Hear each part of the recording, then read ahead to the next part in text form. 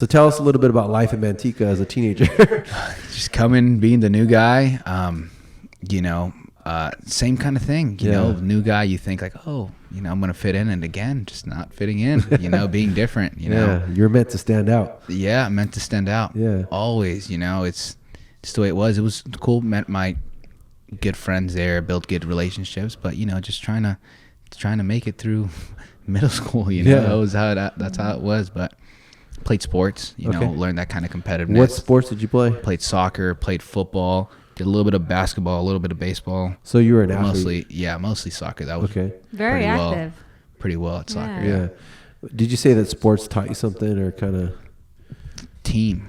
Obviously, we know it teaches you how to be a team, how to be a player. And I was always, in football, I was quarterback. I was quarterback, and I was wide receiver. I had these positions, and in soccer, I was a goalie. Okay. So I was always high positions where it's up to me, Armando. If we lose, it's your fault. Oh, and if we win, it's because of you. Yeah. I'm like, oh my gosh, it's always up to me. So the guy that never fit in was always in the leadership role. Like, it's up to you. Yeah. Wow. Yeah. That's a leader right there, though. Yeah. And that pressure must have like motivated you too.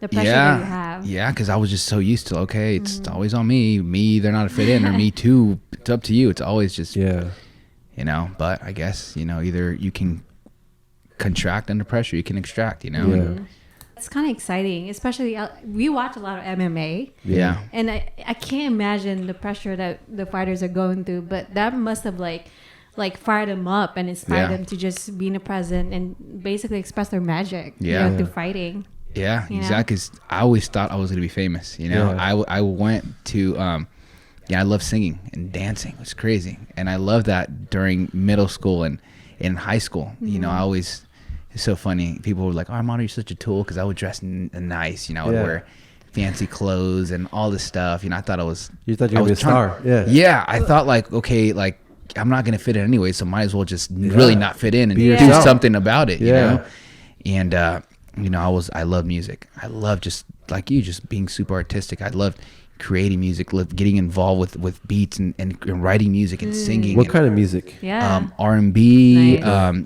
I want a little bit of rapping too. Okay. But always, music has always helped me. Who were like your biggest inspirations in music at the time? I mean, at that time, Mario Winans, Chris Brown. Marios. Yeah, there's Mario. The regular, the one named Mario. Remember him? Yeah. Okay. Yeah, Mario, and there's Mario Winans. Okay. The ones I just wanna know. Oh, okay. Yeah. Me. So like that R&B. Yeah. And I did a talent show and everything. And right when I did that talent show, it's crazy. I knew that there was something. So you did pretty good. I mean, in my head at least, I think, I don't know if there's a video, I'm probably, who knows? But I think that at least for me, it sparked something in me. I knew this. You were following your bliss. Yeah. That's basically what we were doing, I think you kind of got the taste of I'm doing what I love, and I don't care what anybody thinks. Yeah. It's like a freedom. Yeah. Like a degas. Yeah. You know what I mean? That's crazy. Yeah. You want to explain what degas means? Yeah, don't give a shit. I love that. Yeah. I thought degas was like letting it go. That too, right? No, don't you got all this pressure and you're letting it go. That too, right? Because you don't care, right? Hey, that's a good clip. Yeah. There you go, right? Degas. So don't give a sugar honey iced tea. Yeah. Don't give a shit, right? Mm-hmm. Well, that's awesome. So why did you not pursue the singing? So what happened with that? In high school, I got accepted to Full Sail University in Florida for music composition. And I was going to take that. I was going to go. And it was a huge step. Obviously, Florida. Who the heck do I know in Florida? Yeah. And it was either between that, go out there, or, I had a couple of months to think about it. And then, sure enough, this CrossFit at that time landed on my, the opportunity came, and as in training, I just love fitness so much, and it was during the off season, and after soccer, you're done with high school, and then the work that you put in, it was it was my varsity year, and I wanted, I was training and putting all that effort, and all of a sudden you get there and then soccer season's over, and then you're like, that was fun though, the grind of it, like what am I gonna do now, and just found a passion for fitness, after that, and I was like, either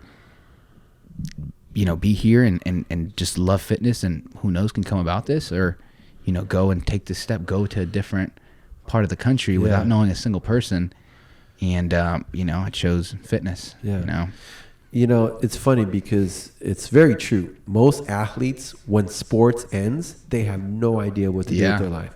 And you have all this energy and like burning competitiveness. desire, And unfortunately, the ones that don't find an outlet to release that into, they become like depressed, or they don't know what's going on, right? Yeah. And a lot of athletes gain a lot of weight. Yeah. Because they still have the same eating habits, but they don't have the same activity. Yeah. You know what I mean? So they freaking blow up. So it was actually kind of a blessing that you were able to find like fitness, and especially. So was that around the time CrossFit was kind of just exploding? No. So that was in 2008. CrossFit wasn't even exploding yet. CrossFit was barely starting to get established per se, because I know CrossFit started in Santa Cruz. Oh, really? They started in Santa Cruz, yeah. The first box, they call it, started in Santa Cruz. And it blew up from there. And the guy who was one of the guys, he knew about CrossFit, and in 2008 it started hitting the scene. This was this new thing, and it was so hard that I remember in high school, I think we might be the first high school to have done that methodology. They started incorporating that. Really? They got rid of all the Smith machines, the leg presses, all the machines, took all that, put in just free weights, squat racks, free dumbbells, kettlebells, just free weight training. Yeah.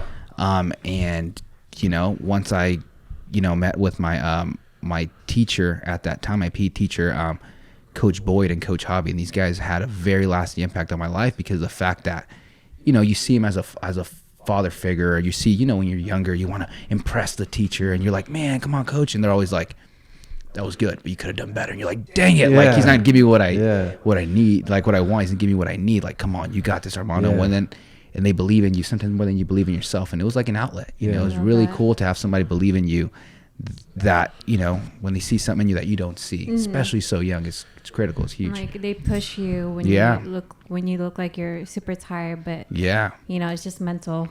You know? Especially when they see you kind of throughout the years transform, and they're like, Armando, like after school, work out with me. I want to train you. Come, like if you're serious. And then kind of like the Wishy Washy. What was it? The movie. Is it with The Rock and what movie? Karate Kid. Okay. Cobra Kai. Yeah, so kind of how he's a mentor, like Mm-hmm. the washing. What is it called? How does it go? Wax on, wax off. Wax on, wax off. Like, what is this? You'll know. Mr. It's kind of like, Mr. Miyagi. And then you're like, what is it about this guy? Weirdo. But I'm gonna still show up and prove this guy. Like, why don't you accept me? You know? And having that, and just being motivated, I think that just blew something inside me, like brought another edge in me, and I just fell in love with training and the competitive aspect of it. Were you training 5 days a week or every day? Oh my gosh, in high school I was training, man, I was like, it was literally like a drug for me. When I found this out, it was like so different. I would wake up in the morning, there's times where even before school I would work out before I would go to school. So I would wake up in the morning, like at 5 a.m. I'd work out till around like 6 a.m. And then my first period was body conditioning, which was a CrossFit class. Yeah. And I would work out again at like, when I'd get to class, like 7:30, work out again. And then after school, I would go and I would work out, do another workout. And then I'd wait for my brother to pick me up. He would go to 24-hour fitness and do another workout. Wow, that's like four workouts a day. Yeah, I was just like, I loved it. I loved the fact of like, the endorphin rush. I'd never felt anything like that to that extent. To where, and then not only that, but you're looking good and like, you got to accept me now. You got to accept me now. You got that good burn. Yeah, like and just being rejected. As in like in sports. I was good, but then like I want to look good too. I'm like, man, and hanging out with my other friends are all buff and they're all ripped and stuff, and I wasn't. So I had to work very, very, very hard in order just to be subpar to what they were. Yeah. And they were already looking good, man. And it was one of those things where like, I remember, I'll never forget, there was at this end of the soccer practice, one of my good friends, they were all standing there, him and another guy, they were standing there and they had their shirts off, and I walk up to them with my shirt off, and I'm like, stand next to them. They're like, Armando, get out of here. You're making us look bad, man. Oh, and really? I was like, that's it. I'm like, that's freaking it. So you found something that made you like you were the man now. Yeah. I'm like, I'm freaking work hard. I'm going to prove to these guys. Yeah. But you know what? That actually ended up being a blessing. Because if it was too easy for you, you wouldn't have put in the work. Yeah. So the reason you ended up surpassing them is because you had to work harder. Yeah. So it built the work ethic. All I knew, man. Exactly. 100%. That's all I knew, man. Because a lot of times, like, people think that, if you have to do more than others, you're like the unlucky one. But in life, as you start to grow up, you realize, man, that made me actually the lucky one. Yeah. Because those guys probably just slacked off, and then maybe they're out of shape now because they had never built that work ethic in the beginning. And now those same people are asking me for me to train them. Yeah. Armando, like, man, we're trying to get to where you're at. And I'm like, bro, I was trying to get to where you're at. Yeah. You know, and it's crazy.